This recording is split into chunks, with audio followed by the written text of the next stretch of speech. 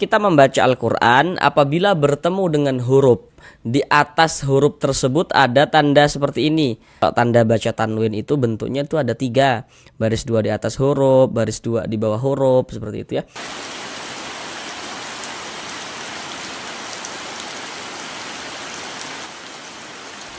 Assalamualaikum warahmatullahi wabarakatuh. Jika memiliki permasalahan, belum lancar di dalam membaca Al-Quran, kemudian belum memahami ilmu tajwid, silahkan tonton video ini ya. Insya Allah setelah menonton video ini, saudara semuanya, bapak dan ibu, dapat dengan mudah dalam memahami ilmu tajwid Al-Quran guna untuk memperbaiki, untuk melancarkan bacaan Al-Qurannya. Jadi di sini kami berusaha untuk membantu saudara semuanya, baik bapak dan ibu yang sudah lansia maupun saudara yang masih muda, yang kiranya memiliki permasalahan belum lancar dalam membaca Al-Quran, kemudian belum memahami ilmu tajwid. Maka di sini kami akan berusaha untuk membantu bapak dan ibu saudara semuanya agar dapat dengan mudah dalam memahami ilmu tajwid Al-Quran guna untuk memperbaiki, untuk melancarkan bacaan Al-Qurannya. Jadi nantinya tajwidnya akan kami jelaskan dengan pelan-pelan supaya bisa langsung dipahami, supaya nanti bisa langsung menerapkan di surah apapun, di ayat manapun dengan pemahaman ilmu tajwid yang telah kita pelajari, seperti itu. Kami juga selalu mendoakan semoga saudara semuanya, bapak dan ibu, diberikan kemudahan oleh Allah Subhanahu wa taala dalam berusaha untuk memperbaiki bacaan Al-Qur'annya. Semoga juga diberikan kemudahan dalam berusaha untuk melancarkan bacaan Al-Qur'annya. Kemudian semoga saudara semuanya, bapak dan ibu, senantiasa diberikan rezeki yang berlimpah dan barokah, sehingganya dengan rezeki yang berlimpah dan barokah tersebut semoga bisa menjadi seorang ahli sedekah dan nantinya bisa beribadah umrah dan haji ke tanah suci Mekah. Amin amin ya rabbal alamin. Baik, tanpa perlu berlama-lama, langsung kita mulai belajar mengaji Al-Qur'annya. Marilah bersama-sama kita lanjutkan kembali belajar mengaji Al-Quran kita dengan penjelasan ilmu tajwidnya yang akan kami jelaskan dengan pelan-pelan untuk membantu saudara semuanya, bapak dan ibu, dalam memperbaiki, dalam melancarkan bacaan Al-Qurannya. Sekarang ini kita masuk pada surah Al-Waqi'ah ayat yang ke-77. Jadi kita belajarnya itu pelan-pelan saja ya, sedikit-sedikit saja. Yang terpenting semoga bisa langsung dipahami tajwidnya, karena di sini kami berusaha menjelaskan tajwidnya itu dengan pelan-pelan. Nah, ini kita satu ayat. Nanti ada yang berpikir, loh kenapa kok cuma satu ayat, pendek sekali. Ini walaupun cuma satu ayat, nantinya ada sekitar 8 hal yang akan kami bahas di ayat ini. Jadi nanti kalau ke-8-nya itu bisa langsung dipahami, maka luar biasa. Kan nantinya bisa langsung diterapkan ketika membaca Al-Quran di surah apapun dan di ayat manapun, seperti itu. Mari kita baca bersama-sama dengan pelan-pelan. A'udzu billahi minasyaitonir rajim.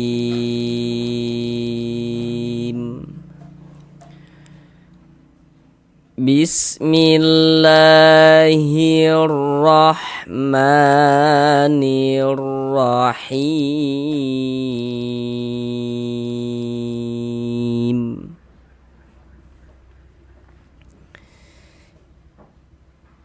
Innahu laqur'anun karim.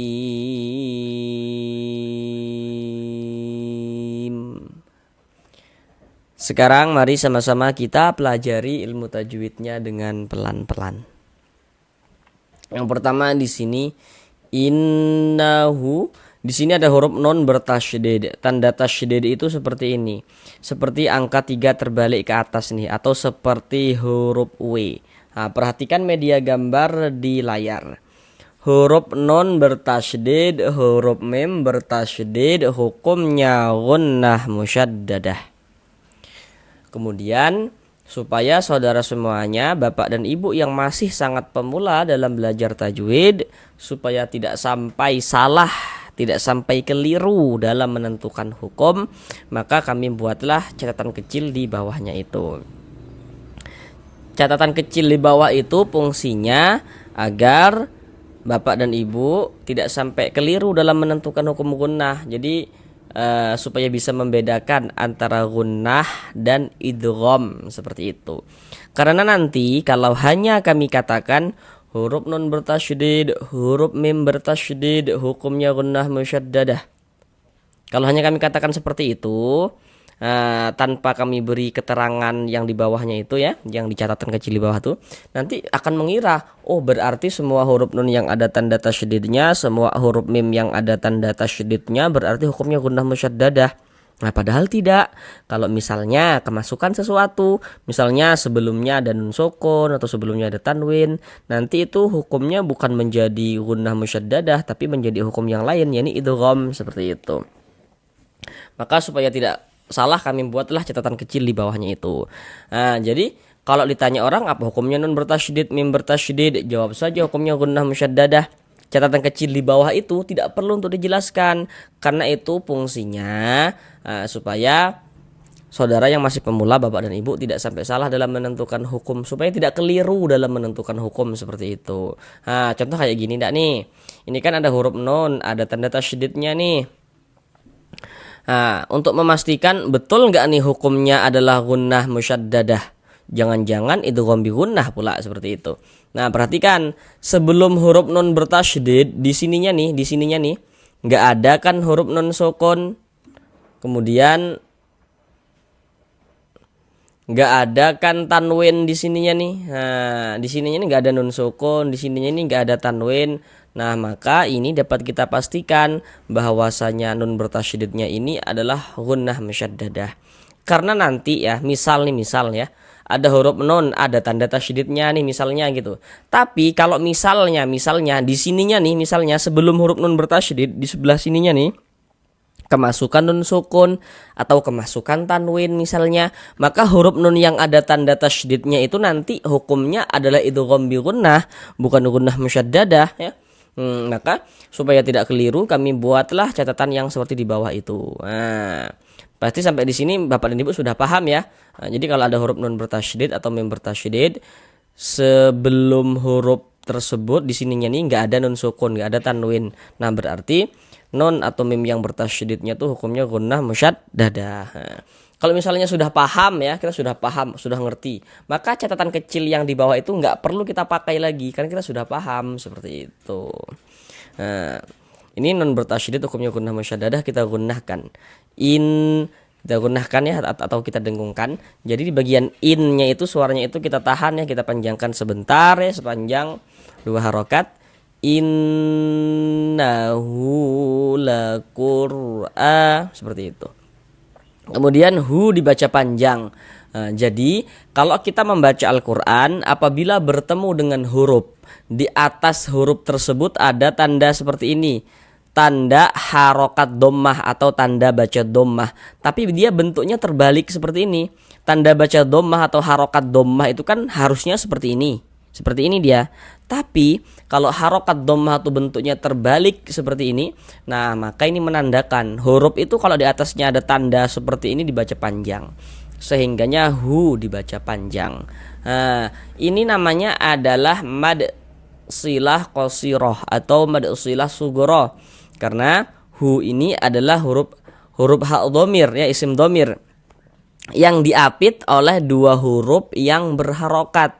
Diapit oleh 2 huruf yang berharokat, diapit oleh 2 huruf yang hidup seperti itu. Jadi di sininya nih hurufnya hidup, bukan huruf sukun, atau di sininya nih ya hurufnya hidup, bukan sukun begitu. Kemudian di sininya nih juga bukan hamzah.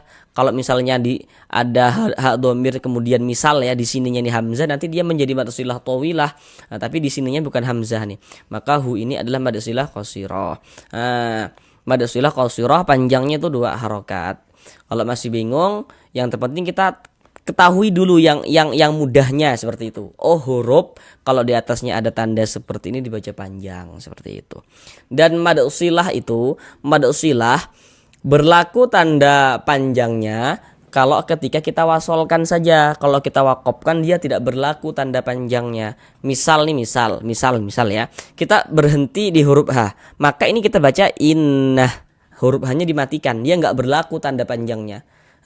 Tapi kalau misalkan kita wasolkan, innahu laqur'an, baru berlaku tanda panjangnya hu, innahu. Kalau kita teruskan bacanya innahu laqur'an, baru berlaku. Tapi kalau kita berhenti di mad silah maka gugur mad silahnya. Tapi kalau kita wakofkan dia gugur, kalau kita wasolkan baru dia berfungsi dipanjangkan dengan 2 harokat. Kalau mad silah qasirah seperti itu.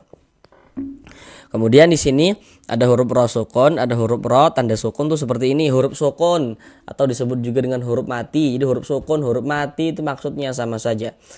Tandanya tuh seperti ini.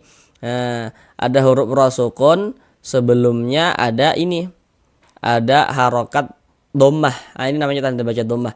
Huruf ro sukun sebelumnya ada harokat dhammah, maka huruf ro sukunnya dibaca tabkhim, dibaca tebal. Ditebalkan huruf ro-nya sehingga pangkal lidah kita naik terangkat ke atas ketika kita melafazkannya. Ditebalkan huruf ro-nya. La qur'a, dibaca panjang. Ini namanya adalah mad badal. Ini namanya adalah mad badal. Karena ada huruf hamzah yang mendahului daripadanya huruf mad, atau huruf mad yang sebelumnya adalah hamzah, seperti itu. Pembahasan tentang mad badal ini ya secara lebih lengkap sudah kami buatkan tersendiri, khusus ada playlist videonya. Silahkan untuk dilihat ya begitu. Jadi gini, secara simpelnya tuh gini. Nanti bisa sambil dilihat ya playlist videonya itu ya tentang pembahasan khusus tentang mad badal sudah kami buatkan. Jadi secara mudahnya, kalau ada huruf hamzah dibaca panjang sebab dia memiliki tanda panjang. Ini nih. Ini kok huruf hamzah bukan kayak ini huruf alif, seperti itu. Jadi bagi yang belum tahu, kalau ada huruf alif yang ada tanda bacanya maka itu adalah huruf hamzah. Ini huruf alif ada tanda bacanya nih, maka ini adalah huruf hamzah. Ini huruf hamzah memiliki tanda panjang dia nih, harokat fathah berdiri yang berbentuk alif kecil seperti ini. Maka terjadilah mad badal. Mad badal itu terjadi hanya pada huruf hamzah saja, hanya pada huruf hamzah yang dibaca panjang sebab dia memiliki tanda panjang. Karena sebelumnya ada huruf mad sebelumnya hamzah, atau hamzah yang mendahului huruf mad, itu maksudnya sama saja begitu. Jadi ingat ya, mad badal itu terjadi hanya pada huruf hamzah saja.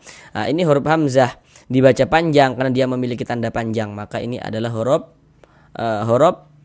hamzah memiliki tanda panjang, maka ini adalah mad badal, seperti itu. Pembahasan secara lengkap tentang mad badal itu silakan dicek di bagian playlist video. Di situ sudah kami jabarkan ya. Panjangnya dia dengan 2 harokat. La Qur'anun Karim. Di sini tanwin setelahnya huruf kaf. Perhatikan media gambar di layar. Kalau ada huruf nun sukun atau tanwin, di situ kan di samping panah itu ada nun sukun garis miring tanwin. Di situ dapat kita lihat ya, kalau tanda baca tanwin itu bentuknya itu ada 3, baris 2 di atas huruf, baris 2 di bawah huruf, seperti itu ya. Kalau baris 2 di atas huruf itu namanya adalah fathatain ya, fathatain, atau biasanya itu disebut juga dengan tanwin fathah atau fathah tanwin ya. Itu maksudnya sama saja, yakni fathatain. Nanti ada baris 2 di bawah huruf ya, kasrotain ya, atau tanwin kasroh atau kasroh tanwin ya. Itu sama saja maksudnya, ini yakni kasrotain. Kemudian yang satunya lagi itu namanya dhammatain ya, atau tanwin dhammah. Jadi kalau kita membaca Al-Qur'an, yang perlu untuk kita ingat dulu ya, supaya nanti kita tidak bingung di mana saja tempat terjadinya hukum, seperti itu. Jadi kalau kita membaca Al-Qur'an, di mana ada nun sukun atau di mana ada tanwin, maka di situ akan terjadi hukum tajwid. Jadi di mana ada nun sukun atau di mana ada tanwin, maka di situ terjadi hukum tajwid. Ini pada pembahasan, makanya kan kalau kita buka buku tajwid itu ada pembahasan hukum nun sukun garis miring tanwin. Jadi hukum nun sukun dan tanwin, seperti itu ya. Atau hukum nun sukun atau tanwin gitu. Maksudnya hukum nun sukun, coba kalau misalkan Bapak Ibu punya buku tajwid di rumah tuh. Maksudnya hukum nun sukun dan tanwin itu, jadi di mana ada nun sukun atau di mana ada tanwin, maka di situ terjadi hukum tajwid gitu, secara simpelnya atau secara mudahnya tuh. Contoh ini ya, di sini ada tanwin nih, salah satu tanda baca tanwin yakni dhammatain, maka terjadi hukum tajwid. Untuk menentukan hukum tajwidnya, perhatikan huruf setelahnya. Tanwin setelahnya adalah huruf kaf, tanwin setelahnya huruf kaf. Nah, huruf kaf ini huruf apa? Itu yang harus kita ketahui supaya kita bisa menentukan hukum tajwidnya, seperti itu. Kita lihat seperti yang kita lihat, huruf kaf itu termasuk salah satu huruf ikhfa hakiki. Jadi kalau ada nun sukun atau tanwin setelahnya bertemu dengan salah satu daripada 15 huruf yang di samping itu, maka hukumnya adalah ikhfa hakiki. Agar kita bisa menguasai hukum ikhfa hakiki, maka harus kita hafal huruf-hurufnya itu. Nah, jadi huruf-huruf yang 15 itu harus betul-betul kita hafal. Jadi pelan-pelan kita harus berusaha untuk menghafalnya, seperti itu. Nah, maka huruf kaf ini dia masuk pada ikhfa hakiki ab'ad. Kenapa kok dikatakan ab'ad? Karena dia jauh. Yang jauh itu apanya? Makharijul hurufnya. Makharijul huruf non dengan huruf kaf itu dia letaknya itu jauh. Lah, huruf nun di sini kan nggak ada nun ya, mana huruf nun gitu. Nah, tanwin itu ada huruf nunnya tuh. Kalau tanwin tuh, tanwin itu ada huruf nunnya. Jadi yang tampak kelihatan kalau kita ucapkan saja. Nah, coba kita baca. Ini kan seharusnya kita baca nun. Qur'anun, seperti itu. An, in, un, ban, bin, bun, tan, tin, tun. Nah, itu ada huruf nunnya kan. Kalau tanwin, setiap kita mengucapkan tanwin di ujungnya itu ada huruf nun sukunnya tuh, yang tampak, yang kelihatan kalau kita ucapkan. Tapi dari segi penulisan, kalau pada tanwin huruf nunnya mana kelihatan kalau dari segi penulisan, tapi ketika kita ucapkan dia tampak, dia kelihatan, seperti itu. Maka makharijul huruf nun dengan huruf kaf itu dia jauh. Jadi kalau misalkan saudara semuanya, Bapak dan Ibu pernah mendengar atau pastilah pernah mendengar gitu ya. Pasti pernah belajar juga gitu dulu gitu kan ya, yang waktu masih kecil gitu ya. Pernah dengar orang atau guru ngajinya ketika membaca Al-Qur'an itu condong berbunyi eng, condong berbunyi eng ya. Nah, itu ikhfa hakiki ab'ad itu. Jadi tidak semua ikhfa itu condong berbunyi eng, condong berbunyi eng, tidak. Yang condong berbunyi eng itu yakni ikhfa hakiki ab'ad. Hurufnya itu kaf dengan qaf itu. Jadi kalau ada nun sukun atau tanwin bertemu dengan huruf kaf, bertemu dengan huruf qaf, itu baru condong berbunyi eng, berbunyi eng. Jadi tidak semua ikhfa itu dibaca eng semua, enggak gitu. Tidak semuanya condong berbunyi eng, tidak seperti itu. Nah, ini kita baca la Qur'anun Karim. Nah, kemudian cara membaca ikhfa itu tadi dibaca samar dan berdengung. Yang dibaca samar itu apanya? Bunyi nun sukun atau bunyi tanwinnya yang dibaca samar. Di sini kan tanwin, jadi bunyi tanwinnya dibaca samar. La Qur'anun Karim. Kemudian didengungkan. Jadi bagian nungnya itu suaranya itu kita tahan ya, kita panjangkan sejenak sepanjang 2 harokat. Nun Karim. Kemudian ini huruf kaf ini dia tipis, bukan huruf isti'la, bukan huruf yang tebal. Jadi jangan dibaca nung. Kalau kita baca nung ditebalkan begitu nanti malah ke huruf qaf. Nah, jadi ditipiskan. Nung karim. Nah, seperti itu. Kemudian huruf ra memiliki ini ya, baris di bawah ini namanya harokat kasroh. Harokat kasroh atau biasanya disebut juga dengan tanda baca kasroh atau baris kasroh, itu maksudnya sama saja. Huruf ra memiliki harokat kasroh ini ya, maka huruf ra dibaca tipis, dibaca tarkik, tipis kan huruf ra-nya. Karim. Rim dibaca panjang. Ini namanya adalah mad arid lisukun. Namun pada awalnya namanya mad tabi'i. Kenapa kok bisa berubah menjadi mad arid lisukun? Seperti itu. Sekarang perhatikan media gambar di layar. Perhatikan dulu rumus mad tabi'i yang terletak di rumus 1 warna hitam. Cara kita membaca rumus 1 warna hitam itu, di rumus 1 warna hitam, di situ jelas ya, dapat kita lihat ada huruf ya sukun. Ada huruf ya sukun. Sebelum huruf ya sukun ada harokat kasroh. Baris miring di bawah tuh harokat kasroh. Kemudian di atasnya itu ada titik-titik di situ kan. Nah, titik-titik di sana tuh letaknya huruf yang dibaca panjang karena dia memiliki harokat kasroh tadi itu. Nah, jadi kalau secara keseluruhan cara kita memahami rumus satu yang warna hitam, yakni apabila kita membaca Al-Quran, kemudian kita bertemu dengan huruf ya sukun atau huruf ya mati. Ada huruf ya sukun. Sebelum ya sukun ada huruf yang memiliki harokat kasroh, maka huruf yang memiliki harokat kasrohnya dibaca panjang. Nah, sebelum yakni yang berposisi sebelah kanan kita. Ya sukun sebelah kanannya ada huruf yang memiliki harokat kasrah, maka huruf tersebut dibaca panjang. Begitu cara membaca rumus satu warna hitam. Nah, contoh di dalam bacaan Al-Quran tuh seperti ini. Nah, kalau kita membaca Al-Quran bertemu dengan huruf ya sukun, ada huruf ya, ada tanda sukun. Nah, sebelum ya sukun ada ini, ada harokat kasroh nih, ada huruf ya sukun. Sebelum ya sukun atau sebelah kanan ya sukun, sebelah sininya nih ada harokat kasroh nih, maka huruf yang memiliki harokat kasrohnya dibaca panjang. Sehingga ri dibaca panjang, ri dibaca panjang mad tabi'i sesuai dengan rumus satu yang warna hitam. Kemudian mad tabi'inya itu bertemu dengan huruf yang disukunkan, bertemu dengan huruf yang dimatikan sebab berwakaf. Nah, maka dia berubah menjadi mad arid li sukun. Huruf yang disukunkan huruf mim, ri ditambah huruf mim yang disukunkan dibaca rim, seperti itu. Nah, maka berubah menjadi mad arid li sukun, menjadi mad arid li sukun. Mad arid li sukun itu panjangnya boleh dibaca dengan panjang 2 harokat atau 4 harokat atau 6 harokat. Yang terpenting konsisten dalam sekali bacaan. Maksudnya konsisten itu seperti ini. Kalau kita membaca Al-Quran, jika mad arid li sukun itu kita baca dengan 2 harokat, maka semua mad arid li sukun saat kita membaca Al-Quran itu kita panjangkan semuanya 2 harokat. Kalau kita baca dengan 4 harokat, semuanya kita panjangkan 4 harokat, seperti itu. Tidak boleh selang-seling, tidak boleh. Harus konsisten dalam sekali bacaan. Nah, huruf yang kita sukunkan adalah huruf mim.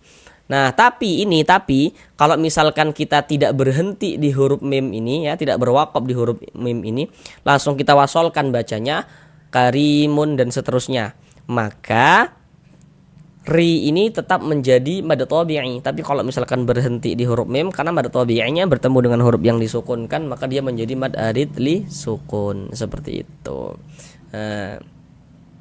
Karim, huruf yang disukunkan huruf mim. Ini kalau kita berhenti, kalau kita berwakaf di huruf mim, kita baca karim. Jangan dibaca karimun. Nah, baru berhenti, jangan. Tapi dibaca karim, huruf memnya kita sukunkan, kita matikan. Mengapa begitu? Mengapa kok dimatikan begitu? Jadi apabila kita membaca Al-Quran, kemudian kita itu berhenti, kita berwakaf kita di huruf yang tidak dibaca panjang, maka hurufnya kita sukunkan, hurufnya kita matikan. Ini kita membaca Al-Quran, berhenti kita di huruf mim. Huruf mim tidak dibaca panjang, huruf mim tidak dibaca panjang, maka dikarenakan berhenti di huruf yang tidak dibaca panjang, maka hurufnya kita sukunkan, kita matikan. Sehingga kita baca karim. Jadi berhenti di huruf yang tidak dibaca panjang, berwakaf di huruf yang tidak dibaca panjang, hurufnya kita sukunkan, kita matikan, seperti itu. Kemudian di sini ada tanda wakaf, bentuknya itu lam alif. Ini namanya wakaf mamnu. Jadi maksudnya tuh dilarang untuk berwakaf, ya, atau wakaf yang dilarang. Nah, jadi dilarang berhenti gitu. Dilarang berhenti. Nanti kan bertanya-tanya, loh, dilarang berhenti tapi tadi bacanya kok berhenti gitu. Kok berhenti di tanda wakaf lam alif ini begitu. Nah, jadi kalau wakaf mamnu itu terletak di akhir suatu ayat, ini kan di akhir ayat nih, di akhir ayat surah Ali Imran ayat yang ke-77 nih, ya, maka kita tidak apa-apa berhenti kalau dia di akhir ayat. Karim, berhenti di sini nggak apa-apa, walaupun di sini ada wakaf mamnunya karena dia di akhir ayat. Tapi kalau di tengah-tengah ayat, maka kita jangan berhenti, ya. Maka kita jangan berhenti, jangan berwakaf kalau di tengah-tengah ayat. Tapi kalau di akhir ayat, ya kita tidak apa-apa berhenti atau berwakaf, seperti itu. Waqaf mamnu. Sekarang mari kita ulang bersama-sama sekali lagi dari awal. Innahu laqur'anun karim.